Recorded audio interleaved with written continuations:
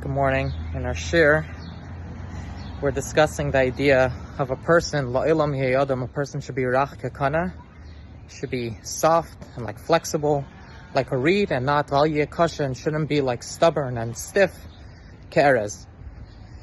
So the question is, what is that secret ingredient? How is it that a person could have that kind of flexibility, remain that rach kekana?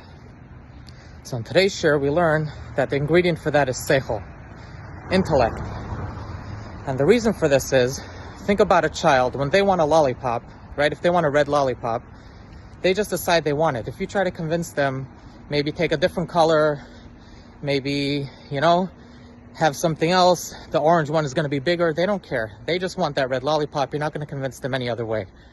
And the reason for this is, when they see a red lollipop, they're not seeing the details of it's sweet, maybe it's red and not orange, maybe it's, a lollipop, not a candy. They just want the whole thing. They're just seeing one big block. They're seeing the big picture. They're saying, all I want is this lollipop. You're not going to convince me otherwise. Don't start giving me details that the orange one has a better flavor. You're going to like this one better. You're going to like that one better.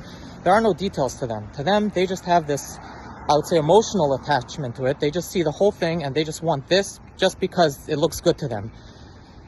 An adult who has intellect is able to kind of break it down and say, okay, the red one tastes like cherry. I don't really like cherry. Maybe I like strawberry better. Maybe I like a different flavor. And they start breaking it down. When an adult sees a lollipop, they're able to see the many different parts to it. They're able to see there's a stick. They're able to see that there's different colors, different flavors. So that's why an adult sometimes has more flexibility than a child, because an adult has intellect. And that's what intellect does. Intellect takes something and is able to break it down, and is able to basically see how it's not just one block. There's many different parts to it. So for example, if you have a bunch of cubes, you're able to put them in a different way, and each time will come out in a different shape. You're able to see it from a different angle.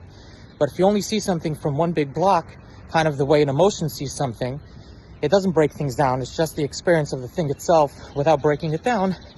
So you kind of remain stubborn in that way. You only see it one way, and there's no way to change it around and see it from a different angle. Which is also a lot of times what we say, if you have like a disagreement with someone, you'll say, see it from my angle, see it from my point of view.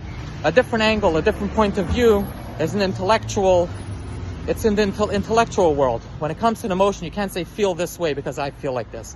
It just doesn't work. Emotion doesn't lend itself to being broken up into different angles and seeing it differently. There's just one way to do it. With intellect, however, you're able to break it down, and because you're breaking it down, you're able to see things from different angles. And therefore, it's able to have more flexibility, and it's more movable, because once things are broken down, depending on how you set up those pieces, you're going to see things differently. So good Shabbos, and the next time you're trying to convince your kids something, try to remember, are you having an emotional argument or an intellectual argument? And if it's emotional, don't try to get into intellect. Good Shabbos.